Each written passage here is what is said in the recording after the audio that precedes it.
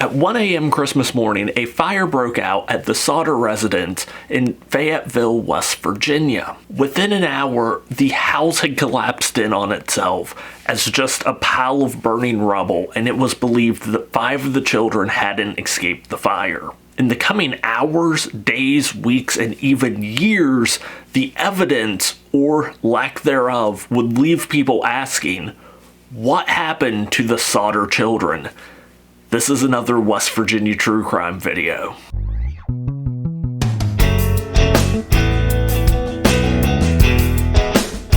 What's up, ladies and gentlemen? I'm the Best Virginian. I bring you West Virginia history and travel videos from across the mountain state of West Virginia, and today we are going to be talking about probably one of the greatest West Virginia true crime mysteries, that being the case of the Sodder children. If you lived or traveled West Virginia Route 16 near Fayetteville, you might have seen a sign offering a $5,000 reward for any information leading to the whereabouts of any of the 5 Sodder children. Here's what we do know. The night before Christmas, 1945, after celebrating Christmas Eve, George Sutton and his wife Jeannie and 9 of their children went to bed. Around 1 a.m., a fire broke out. George, his wife, and 4 of the children were able to escape, but they soon realized that 5 of the children were missing. George and Jeannie attempted to make several call-outs to the children who they knew should have been in the upstairs of the house, but they never got any answer. George would attempt several different ways to re-enter the house. He looked for a ladder that he normally kept near the house, and then he attempted to start 2 coal trucks that he had. Neither one of them would start. At one point, one of the Sodder daughters actually ran to a nearby neighbor's house and attempted to call the local fire department. After 2 attempts, neither time could they get a hold of an operator. Eventually, a neighbor saw the blaze and would try calling the fire department, and that too, they also could not get through to an operator. Eventually, after a lot of effort, someone did get through to the fire chief, who immediately rushed to the scene and arrived around 8 a.m. in the morning. Nearly 7 hours after the fire had initially started. And this is where the case really starts getting weird and bizarre, and I'm not making light of the tragedy. I'm not making light of what happened. I know that fires ruin hundreds of thousands of lives per year and kill tens of thousands of people every single year, but this case is so bizarre, especially the way it has been covered in articles and documentaries over the years, that I'd be remiss if I didn't give my opinions in some of the places, and if those come across as a little bit comedical.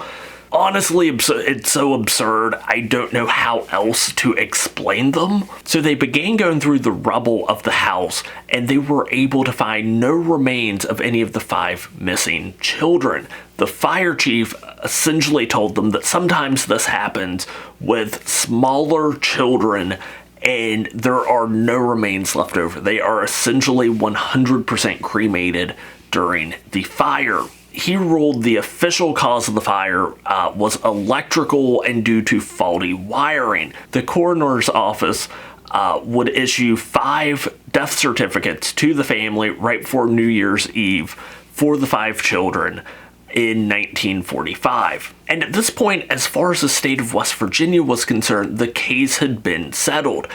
But speculation and conspiracy quickly began to creep in. First of all, about half an hour before the fire broke out, Jeannie Sodder claimed that she was awoken by the sound of objects landing on the roof of the house. Likewise, George Sodder claimed that even though he typically would keep this ladder right beside the house, it was thrown over a nearby embankment, almost like someone was intentionally trying to hide it. Also, both of the trucks that George Sodder had tried starting, both had worked earlier that day. Again, he owned a business.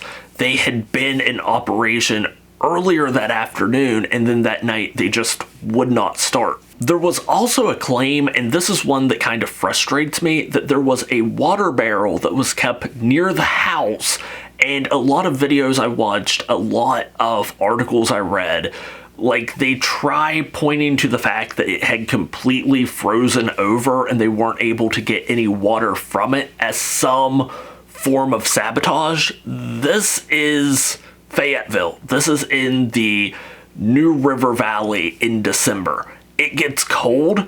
Unless we're dealing with like a Batman level supervillain that can freeze stuff, I don't think this is proof of sabotage. Likewise, it's a water barrel, probably like a 55-gallon drum, something similar to size in that. What good are they going to have putting out an entire house fire, a big structural fire, with probably less than 55 gallons of water? Again, yeah, it's part of the story, but I think a lot of people have kind of blown this one fact out of proportion. But again, the weirdness doesn't end there. Now, in the months and weeks leading up to the fire, there were a couple weird incidents around the Sodder home. So again, George Sodder owned a trucking company, and an individual came to the household looking for work. While they were talking, for some reason, this individual just kind of walked around to the back of the house, looked at the Sodder family fuse boxes, and was like, man, that's gonna start a fire someday, and then just left. And it was really weird because George Sodder had just had all the electrical work for the house redone. They had recently upgraded to an electric stove, and the local electric company had actually done a lot of the work in this rewiring job. Even weirder, a local life insurance salesman got in an argument with Sodder and said that the house would go up in smoke and your children are going to be destroyed, attributing all these things to the dirty things that George Sodder had said about Benito Mussolini, which, again, if you read official articles and watch videos about this topic, a lot of people believe that there's some grand conspiracy between the Sicilian mafia and pro-Mussolini Italians. But here's what I don't think a lot of people understand. Those two factions absolutely hated each other. Like, if you don't know World War II history, you might not understand that, but I got you covered. I got you covered for how much these two groups hated each other. Also, it should be noted, in 1945, Benito Mussolini had been dead for 2 years, so the fact that people were still upset about stuff that Sodder was saying about a dead dictator that doesn't make a whole lot of sense. So at some point before World War II kicked off, before the United States got involved in World War II, Benito Mussolini appointed an Italian senator to kind of try and push the mafia out of Sicily. In fact, he said, and I quote, "Your Excellency has carte blanche. The authority of the state must absolutely, I repeat, absolutely, be reestablished in Sicily. If laws in force hinder you, this will be no problem, as we will simply draw up new laws." Basically, Benito Mussolini gave the senator free rein, do whatever you have to do to push the mafia out of Sicily. And if you do anything illegal, that's okay, because I'll make it not illegal. And things got ganglanded super quickly in Sicily. So yeah, people want to say that this was some grand conspiracy against this family in rural West Virginia by rogue Benito Mussolini supporters, even though he'd been dead for 2 years, and the Sicilian mafia, even though these two factions absolutely hated each other.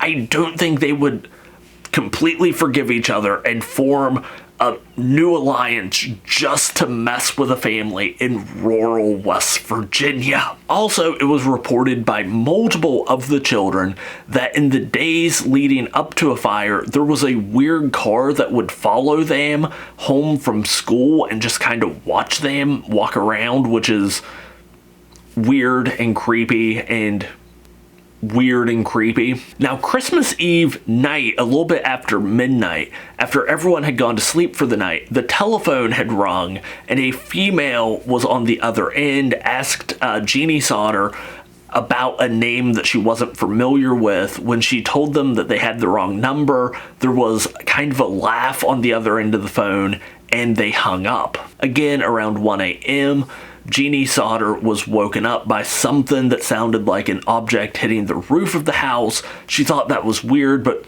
went back to sleep, and a half an hour later was awoken again, this time by smoke and fire coming from around the part of the house where the electrical and phone lines connected to the house. So after the fire, after they had some time to process what had happened, both George and Jeannie were super confused about how 5 children could just completely disappear. Like, they went as far as researching other house fires and what were left behind in them.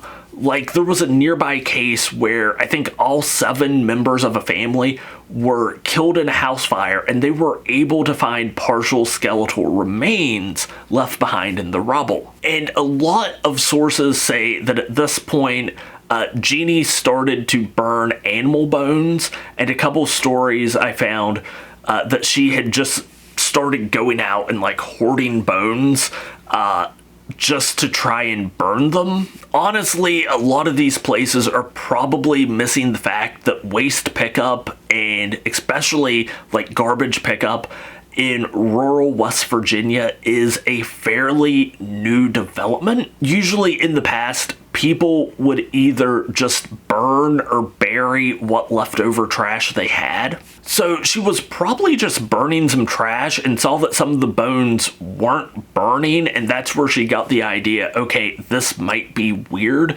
So she contacted someone that worked at a nearby crematorium, which told them that it takes about 2 hours of heat significantly hotter than what would be achieved in a house fire to fully destroy a full-grown human. The house fire lasted 45 minutes, not 2 hours, and it didn't reach the temperatures hot enough to fully consume a human body. Which brings us to the last point that I kind of have with this case. Not all the Sodder children were children. At least 2 of them were teenagers. One was 14, one was 12, and the others were 10, 8, and 6. Again, for the people who say, well, they didn't need as high of a temperature, or the fire didn't need to burn as long because these were just little kids, at least 2 of them weren't. Which, this is the part of the case that kind of confuses me the most, because if it was simply a fire, there should probably be some type of remains, and none were ever found. But if it was a kidnapping, again, the 14 and 12-year-old should have been old enough that at some point they could have tried either reconnecting with or getting back a hold of their family. But there is one theory that they were kidnapped and then the older 2 were murdered, which it's like, if that's the case, why bother kidnapping them in the first place? Just, you started the fire, why didn't you just let the fire do the job if you intended on murdering these 2 anyways? Everything about it, even when you come up with one theory for one part of this case, it's immediately contradicted by a weirder part of the case. Everything about this case, the more you look into this case, the more and more bizarre that it gets, and the more and more that, like, people who were even loosely involved in it, just, things get absurd, and they just went, okay, well, why'd you do that? I don't know. Did you have anything to do with the fire? Probably not. Okay, you're free to go. It's so bizarre. I won't get into any of the super weird conspiracies. Yeah, there's some that involve aliens, because of course there are. So for the rest of their lives, George and Jeannie Sodder were sure that at least some of their children that had disappeared in the fire were still alive out there somewhere. And they looked into every single lead. Like I said, even some of the truly bizarre ones. And in the 1960s, they got a photograph in the mail of a young man that looked similar to Louis Sodder. Now, he was the missing child that was about 10 at the time of the fire. On the back of the photo, it said, "Louis Sodder, I love brother Frankie, LLIL boys, A90132 or A90135. And coincidentally enough, 90135 is a postal code in Sicily, but no leads were ever made from this, and George and Jeannie looked for their children again the rest of their lives, and they never found any of the answers. There are members of the family and community. Again, this is a case that has kind of exploded since the age of the internet, and no one has really been able to find any answers. So what do you think happened to the Sodder children? Again, this is a case that has just left me completely clueless. The more I would dig into it, the more I would think I had a hypothesis, I would immediately find something else to contradict that. Let me know down in the comments, and let me know if there's any other West Virginia true crimes or cold cases that you would like for me to look into. But until next time, stay wild, stay wonderful, and I'll talk to you later.